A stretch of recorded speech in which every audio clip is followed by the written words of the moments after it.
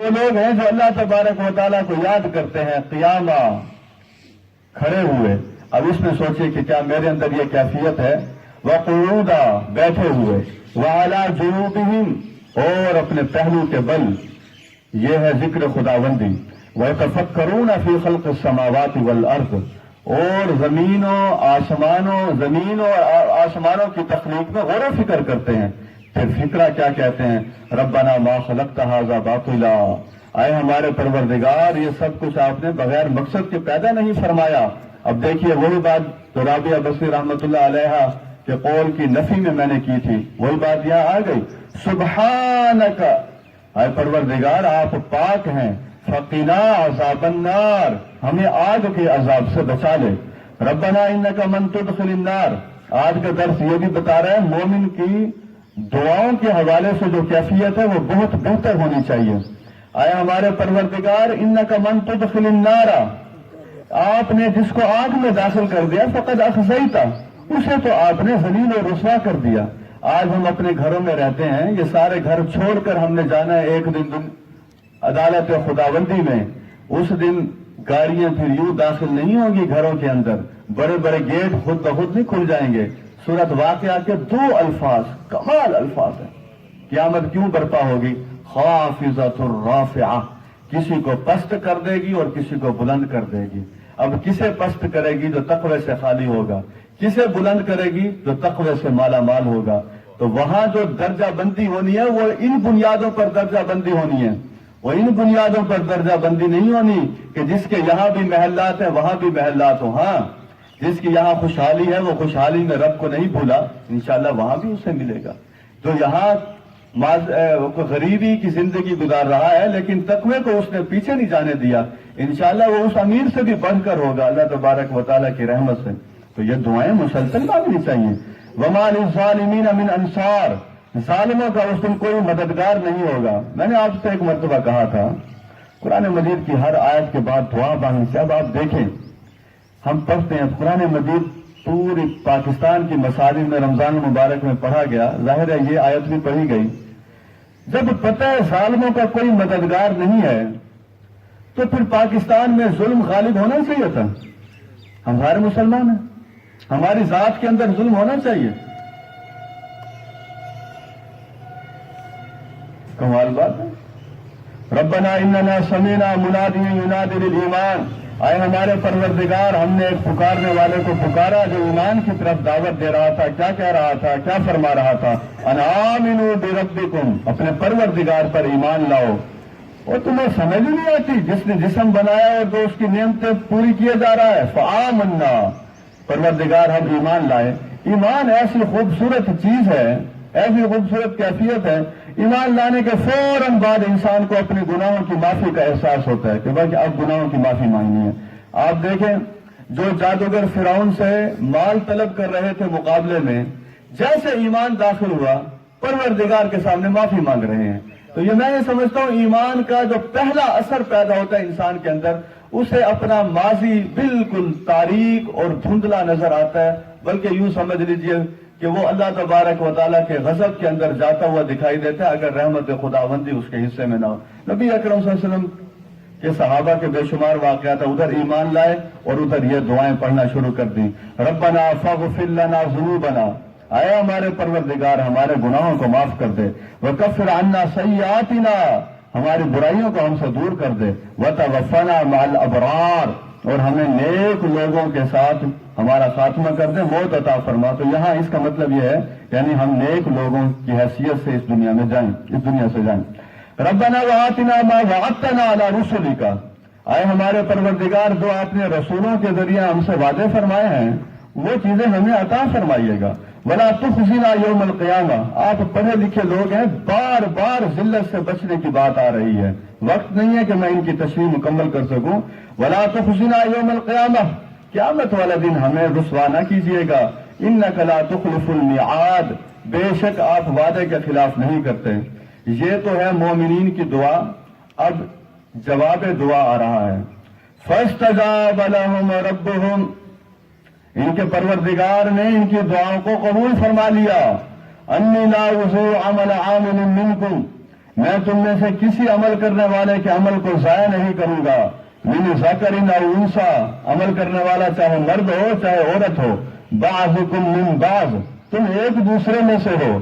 حضرات، آج کی تہذیب میں مردوں اور عورتوں کو مغربی تہذیب نے ایک دوسرے کا حریف بنا دیا ہے. قرآن مجید کیا کہتے ہیں سورۃ توبہ میں؟ والمؤمنون والمؤمنات بعضهم اولیاء بعض. ہم ان خواتین کو سلام پیش کرتے ہیں، یقین جانیے اللہ تبارک و تعالیٰ مردوں کا آنا بھی قبول فرمائے. خواتین جتنی کثیر تعداد میں آتی ہیں اور اس وقت آتی ہیں جب انہوں نے بہت سے کام کرنے ہوتے ہیں، تو یہ در حقیقت سورۃ توبہ کے آیت کے اس ٹکڑے کو تقویت دے رہی ہیں. اور مردوں کو بھی یہ ایک پیغام مل رہا ہے کہ اس نیکی کے فروغ کے لیے تم اکیلے نہیں ہو، ہم شانہ بشانہ تمہارے ساتھ کھڑے ہیں. تو اس لیے یہ آیت ساروں کے لیے خوشخبری ہے. ہم ایک دوسرے کے حریف نہیں ہیں، ایک دوسرے کے حلیف ہیں. فالذین ہاجروا، وہ لوگ جنہوں نے ہجرت کی. واخرجوا من دیارہم، انہیں ان کے گھروں سے نکالا گیا. وأوذوا فی سبیلی، اور میرے راستے میں انہیں ستایا گیا. وقاتلوا، انہوں نے قتال کیا. وقتلوا، اور وہ خود بھی قتل ہوئے. یہ ہے مومنانہ زندگی، یہ ہوتی ہے جن کی دنیا ایسی ہوتی ہے پھر ان کی آخرت بڑی اعلیٰ ہوتی ہے. ہم ساروں نے ہجرت کرنی ہے. اب آپ کہیں جی بستی خدا داد میں، یا جیسے دوستوں نے کہا تھا گارڈن ٹاؤن کے ساتھی ادھر ادھر سے بہت آتے ہیں، کیونکہ بڑی مشکل سے پلاٹ لیا ہے. پروفیسر صاحب کہتے ہیں جی ہجرت کر دیں. اب ہجرت کر دیں تو پھر کہاں جائیں؟ ہجرت کا مطلب ہوتا ہے ترک کر دینا، چھوڑ دینا. نبی اکرم صلی اللہ علیہ وسلم نے فرمایا بہترین ہجرت یہ ہے کہ انسان اللہ تبارک و تعالیٰ کی نافرمانی سے فرما برداری کی طرف آ جائے. تو اس ہجرت کی تو ہم ساروں کو ضرورت ہے کہ نہیں ہے؟ ہم ساروں نے انشاءاللہ مہاجر بھی بننا ہے، خواتین نے مہاجرات میں شامل ہو جانا ہے انشاءاللہ. آج کے دن کی برکت سے ہم نے یہ طے کرنا ہے، گھر جا کے جیسے آپ لسٹ بناتے ہیں کریانہ سے سامان لینے کی، لسٹ بناتے ہیں مارکیٹ سے سامان لینے کی، کیا یہ زبردست چیز ہو کہ انسان آج جا کے لسٹ بنائے کون کون سی عادت ہے جسے ترک کرنا ضروری ہے، کون کون سی خامی ہے جسے چھوڑنا بڑا ضروری ہے. میں کہتا ہوں کون سا شخص ایسا ہوگا کہ جو لسٹ بنانے کے لیے بیٹھے اور اس کی لسٹ پر کوئی چیز نہ آئے. یقیناً جب سوچیں گے تو پھر کئی چیزیں آتی جائیں گی انشاءاللہ، پھر انہیں ترک کرنے کا فیصلہ کریں گے. جب آپ یہ کام کر رہے ہوں گے رحمت خداوندی مسلسل آپ پر برس رہی ہوگی. یہ بارشیں تو کبھی کبھی برستی ہیں، یہ بھی رحمت ہے اللہ تبارک و تعالیٰ کی، لیکن دین کے جذبے کو حاصل کرنے کے لیے، دین کی دعوت کے لیے جب بھی آپ بیٹھتے ہیں سب سے پہلے جو چیز آپ کے اوپر برسنا شروع کرتی ہے وہ رحمت خداوندی ہوتی ہے. تو اس وقت بھی مسلسل برستی چلی جا رہی ہے، اس لیے ہم ساروں نے مہاجر بننا ہے انشاءاللہ. لَأُكَفِّرَنَّ عَنْهُمْ سَيِّئَاتِهِمْ، یہ جملے انسان کی حوصلہ افزائی کے لیے بڑے کافی ہیں. ہم کوئی 100% نہیں ہیں بلکہ ہم ہیں ہی نہیں. شکر ہے کہ یہ آیات ہیں. لَأُكَفِّرَنَّ عَنْهُمْ سَيِّئَاتِهِمْ، ایسے لوگوں سے ان کی برائیوں کو ہم دور کر دیں گے. وَلَأُدْخِلَنَّهُمْ، اور ہم انہیں داخل کر دیں گے جنات تجری من تحتها الانہار. ایک بات میں اپنے کم علم اور کم مطالعے کی بنیاد پر کہہ رہا ہوں، اتفاق آپ کر لیں تو آپ کی مرضی ہے. پاکستان میں اس وقت ایک مسئلہ جو بنا ہوا ہے، جس آدمی کے بارے میں چاہا اسے جنت کا ٹکٹ تھما دیا، جس کے بارے میں چاہا اسے جہنم کا ٹکٹ تھما دیا. پھر ہم سورۃ فاتحہ میں یہ کیوں پڑھتے ہیں مالک یوم الدین؟ جب یہ کام ہم نے کرنا ہے تو پھر مالک یوم الدین کا معاملہ کیا ہے؟ مالک یوم الدین تو یہ بتاتا ہے کہ یہ کس کے کرنے کا کام ہے؟ اللہ تبارک و تعالیٰ کے کرنے کا کام ہے. کبھی کسی سے ناراض ہوتے ہیں، خاندان میں کوئی ایسے لوگ ہوتے ہیں، ہم فوراً فکرہ صادر کر دیتے ہیں جہنمی ہے، پکا جہنمی.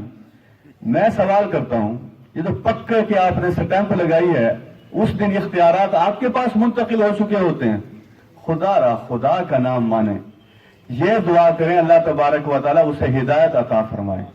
ایمان والے کے بارے میں تو جتنے لوگ جا چکے ہیں، ہم تو اب کسی کے بارے میں نہیں کہہ سکتے. اس سے فرقواریت بھی ختم ہو سکتی ہے کہ بڑا علماء جو ذہن جو عالم ہے وہ میری باتوں کو سمجھ رہے ہوں گے زیادہ. فرقواریت اس سے ختم ہو سکتی ہے کہ جتنے سابقہ لوگ گزر چکے ہیں ان کا انجام کس کے ہاتھ میں ہے؟ اللہ تبارک و تعالیٰ. ہم نے دھڑا دھڑ کتابیں لکھ دی, ہم نے انہیں کہاں سے کہاں نام دے دیے. اب بھی ایک کام ہو سکتا ہے. قرآن مجید کا بہترین اصول ہے الا ما قد سلف, جو پہلے ہو چکا سو ہو چکا. اب آگے کا راستہ اختیار کرو, وہ تو پھر بہتری کا راستہ ہونا چاہیے. تو آج کے بعد ہم انشاءاللہ کسی ایمان والے کے لیے یہ لفظ استعمال نہیں کریں گے. چاہے پاکستان کے جو موجودہ سیاستدان ہیں, تقریر کرنے والے یا غصہ میں رہنے والے لوگ مجھ سے بعد میں گفتگو کر سکتے ہیں. پاکستان کے جتنے سیاستدان ہیں, کسی کے بارے میں ہم یہ نہیں کہہ سکتے کہ وہ جہنمی ہے. کہہ سکتے ہیں؟ نہیں کہہ سکتے.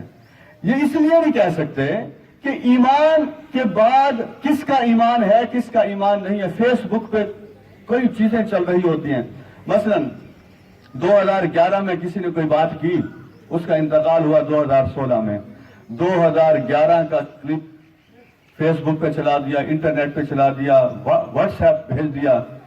ذہن میں رکھیے اس کی آخری وقت کیا کیفیت تھی یہ کون جانتا ہے؟ یا وہ خود جانتا ہے یا پھر اللہ تبارک و تعالیٰ جانتا ہے. ہمیں نہیں فیصلہ کرنا چاہیے. میں بار بار یہ بات کہنے کی کوشش کر رہا ہوں, خدا را ہمیں عقل کے ناخن لینے چاہیے. تو یہ سارا معاملہ اللہ تبارک و تعالیٰ کے ہاتھ میں ہے. انہیں ایسی باغوں کے نیچے داخل فرمائے گا جن کے نیچے نہریں بہ رہی ہوں گی. ثوابا من عند اللہ, اللہ تبارک و تعالیٰ کی طرف سے بدلہ. واللہ عنده حسن الثواب, اللہ تبارک و تعالیٰ کے ہاں بہترین جزا ہے. لا یغرنک تقلب الذین کفروا فی البلاد, اے نبی ان کافروں کا زمین کے اندر شہروں کے اندر چلنا پھرنا تمہیں کسی دھوکے میں نہ ڈالے. آج بھی کافر زیادہ خوشحال نظر آتے ہیں, آج بھی ان کی کرنسی اوپر ہے. کچھ ہمارے دوست یہ کہتے ہیں پھر یہ تو دین کی گفتگو کرنے والے ہیں, یہ امت مسلمہ کو معاشی طور پر پست رکھنا چاہتے ہیں. یہ ہمارے اوپر کیوں الزام خواہ لگا دیتے ہیں؟ کبھی آپ نے کسی درس دینے والے کو سنا کہ اس نے کہا لوگوں حلال رزق نہ کماؤ, لوگوں حلال رزق تلاش نہ کرو, لوگوں امت کو معاشی طور پر آگے نہیں آنا چاہیے؟ کبھی بھی ایسا نہیں ہے. ہاں جو دور اندیش نظریں ہوتی ہیں وہ پھر ایک چیز بھانپ لیتی ہیں. مسجد نبوی میں ایران کا جو مال آیا تھا اس کا ڈھیر لگا ہوا تھا. حضرت عمر رضی اللہ تعالیٰ عنہ اسے تقسیم فرما رہے تھے. آپ کی آنکھوں سے آنسو آ گئے, غم زدہ ہو گئے. غالباً حضرت عبد الرحمن بن عوف رضی اللہ تعالیٰ عنہ نے آپ سے کہا کہ یہ تو خوشی کا موقع ہے, آپ کیوں یہ کیفیت اپنے اندر پیدا کر رہے ہیں؟ اللہ تبارک و تعالیٰ کی رحمت ہے. فرمایا ہاں اس پر تو میں بھی خوش ہو رہا ہوں, لیکن میں یہ دیکھتا ہوں جس قوم کے اندر یہ چیزیں آتی ہیں پھر نفرت عداوت اور حسد بھی آ جاتا ہے اس کے اندر. آپ خود دیکھ لیجئے, قرآن مجید میں ہے غالباً سورۃ الشورى میں وَلَوْ بَسَطَ اللَّهُ الرِّزْقَ لِعِبَادِهِ لَبَغَوْا فِي الْأَرْضِ, اگر اللہ تبارک و تعالیٰ اپنے بندوں کا رزق زمین میں وسیع کر دیتے تو یہ زمین میں پھر سرکشی اختیار کر لیتے. تو اس لیے رزق کی وسعت کی دعا لازمی کیجئے, لیکن وہ برکت والا ہو, عافیت والا ہو, فساد کا ذریعہ وہ رزق نہ بنے. تو شہروں کے اندر کافروں کا چلنا پھرنا, اس کی کرنسی فلاں جگہ پہنچ گئی. میں صرف یہ کہتا ہوں جو کفر کی حالت میں فوت ہو جائے گا اس کے فوراً بعد وہ کہاں پہنچتا ہے یہ بھی پھر لوگوں کو بتا دیں کہ وہ کہاں پہنچتا ہے. اللہ تبارک و تعالیٰ اس انجام سے ہمیں محفوظ فرمائے. باقی معاشی خوشحالی ہے, بالکل ہم اس کے خلاف نہیں ہیں. اخلاقی نظام کی برتری ہے, کون اس کے خلاف ہوتا ہے؟ کیا یہ باتیں کر رہے ہیں؟ متاع قلیل, یہ فائدہ ہے تھوڑے عرصے کا. ثم مأواہم جہنم, پھر ان کا ٹھکانہ جہنم ہے. وبئس المہاد, بہت برا ٹھکانہ ہے. لیکن الذین اتقوا ربہم, لیکن وہ لوگ جنہوں نے اپنے پروردگار سے ڈر کر زندگی گزاری. اب آپ تصور کیجئے, ایک مثال صرف آپ کو دوں. یہ جو پچھلی آیت گزری ہے اس میں ایک سردار جہنم کے اندر چلا گیا, امیہ بن خلف, بڑا سردار ہے عرب کے اندر, جہنم کے اندر گیا. اب جو آگے آیت آ رہی ہے اس میں ایک کردار ہے حضرت بلال رضی اللہ تعالیٰ جنت میں چلے گئے. خافضۃ رافعہ, امیہ بن خلف خافضہ, بلال رضی اللہ تعالیٰ رافعہ, بلندی عطا فرما دی. تو دیکھیے لیکن الذین اتقوا ربہم, جن لوگوں نے اپنے پروردگار سے ڈر کر زندگی گزاری, لہم جنات, ان کے لیے باغات ہیں. میں تو یوں کہتا ہوتا ہوں اپنے آپ کو سمجھانے کے لیے, جن کی دنیا ایسی ہوگی ان کی آخرت پھر ایسے ہوگی. تجری من تحتها الانہار, جس کے نیچے نہریں بہ رہی ہوں گی. خالدین فیہا, یہ ہمیشہ وہاں رہیں گے. نزولا من عند اللہ، یہ دعوت ہے اللہ تبارک و تعالیٰ کی طرف سے. تصور کیجئے دنیا میں بھی کس کی دعوت ہے، آخرت میں پھر بطور خاص اللہ تبارک و تعالیٰ. اللہ تبارک و تعالیٰ ہمیں ان میں شامل فرمائے. وما عند اللہ خیر للابرار، جو کچھ اللہ تبارک و تعالیٰ کے پاس ہے جو کچھ اللہ تبارک و تعالیٰ کے پاس ہے وہ بہتر ہے نیک لوگوں کے لیے. حضرات محترم دیکھیے، کمپیوٹر آیا ہوا کچھ عرصہ گزرا ہے، ہم سارے اب اس بات سے متفق ہیں، بلکہ میں ریسرچ کا اسٹوڈنٹ ہوں، میں بھی کل یہ فکرہ کہہ رہا تھا، کہا تو میں نے خیر دل کی بھڑاس نکالنے کے لیے تھا. کمپیوٹر مجھے بھی اتنا زیادہ نہیں آتا، کچھ کام تھا وہ مجھ سے نہ ہو پایا، تو میں نے پھر اپنے دوست کو بلایا. میں نے کہا آج کل ریسرچ بھی وہی کر سکتا ہے جو کمپیوٹر جانتا ہو، وہ کمپیوٹر کا بہت عمل دخل ہے اس میں. تو آپ دیکھیں کیسے یہ فکرہ پوری دنیا میں سرایت کر گیا کہ کمپیوٹر کے بغیر نظام نہیں چل سکتا. آج آپ دیکھیں اعداد و شمار سارے، ہر آدمی اس علم کو حاصل کر رہے ہیں. پھر آپ دیکھیے لوگ بچوں کو کیوں ڈاکٹر بنانا چاہتے ہیں، کیا وجہ ہے؟ پیسہ بہت ہے، کوئی عزت بھی ہے، اچھا پروفیشن ہے. انجینئر کیوں بنانا چاہتے ہیں؟ پیچھے یہی سوچ ہے. جب ایسے فکرے اور ایسے لفظ ہمارے پیچھے، اچھا آپ دیکھیے جسے آرمی میں ملازمت مل جاتی ہے کہتے ہیں جی مستقبل روشن ہو گیا. کیوں بھائی؟ وجہ اس کے پیچھے کیا ہے؟ اس کے پیچھے بھی وہی آپ دیکھیے انواع و اقسام کے نعمتیں بھی ہیں. اللہ تبارک و تعالیٰ سب کو عطا فرمائے. میں جو سمجھانے کے لیے بات کر رہا ہوں وہ اسے سمجھنے کی کوشش کریں. جب یہ چیزیں ہماری آنکھوں کے سامنے آتی ہیں کہ یہ ادارہ بڑا کامیاب ہے، یہ عہدہ بڑا کامیاب ہے، یہ تعلیم بڑی کامیاب ہے، جو ہمارے آرٹس کے اسٹوڈنٹ ہوتے ہیں یہ بیچارے ساری زندگی سر نیچا رکھتے ہیں، جو ہم آرٹس حاصل کر رہے ہیں. آرٹ اور قائد اعظم نے پاکستان بنایا آرٹس کے طالب علم. خواب پاکستان کا علامہ اقبال رحمۃ اللہ نے دیکھا آرٹس کے طالب علم. انصاف کے عدالتوں میں جتنے لوگ بیٹھے ہیں آرٹس کے طالب علم. اگر آرٹس والے ہمت کریں تو یہ سائنس والوں سے بھی بہت آگے نکل جائیں گے. بلکہ کئی ڈاکٹرز کو میں جانتا ہوں MBBS کرنے کے بعد پھر وہ انہی آرٹس کے شعبوں کی طرف اس لیے آئے، CSS کر کے انتظامی عہدوں پر آ گئے. یہ انتظامی عہدے سارے کے سارے زیادہ تر آرٹس والے.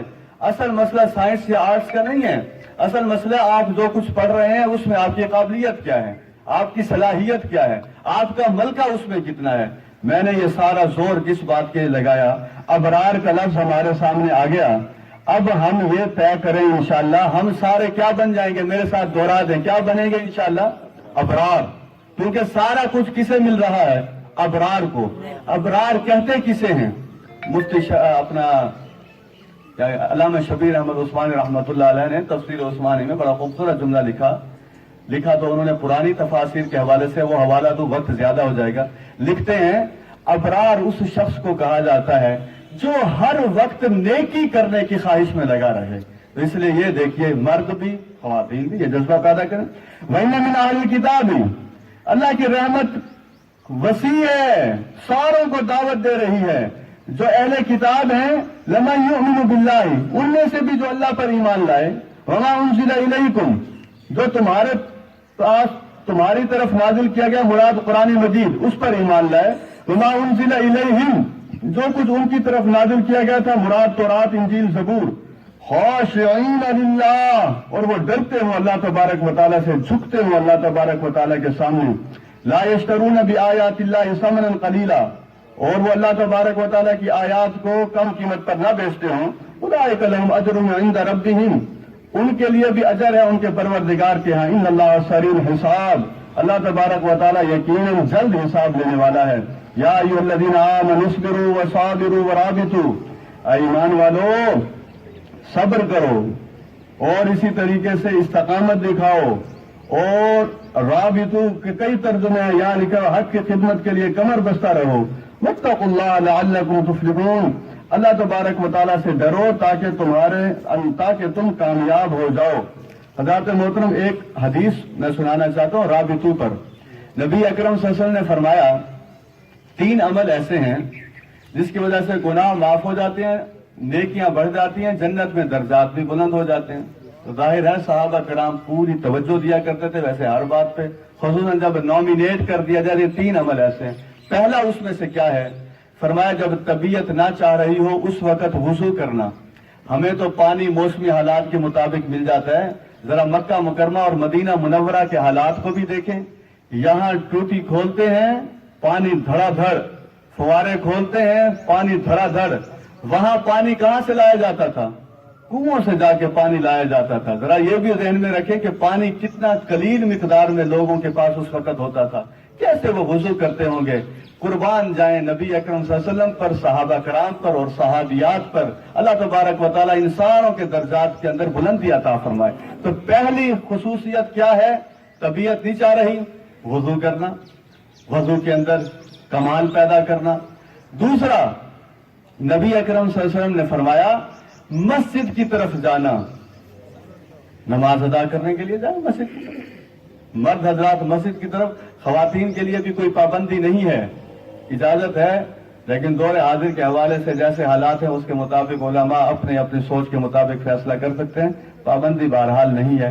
اسی طریقے سے تیسری جو خصوصیت ہے وہ بھی نماز کے ساتھ وابستہ ہوئی. فرمایا ایک نماز کے بعد دوسری نماز کے لیے منتظر رہنا. آپ دیکھیے یہ تین باتیں ہیں جو انسان کے لیے تقویت کا باعث بنتی ہیں. حضرات محترم، اب ہے جو آج کی آیات میں اصل میں درس دینا چاہتا تھا، صرف 20 سے 25 منٹ میں انشاءاللہ ہم مکمل کر لیں گے. صفحہ نمبر 17 پر آ جائیے، پیج نمبر 17. اعوذ باللہ من الشیطان الرجیم، بسم اللہ الرحمن الرحیم. یا ایہا الذین آمنوا لا تدخلوا بیوتا غیر بیوتکم حتی تستأنسوا وتسلموا علی اہلها ذلکم خیر لکم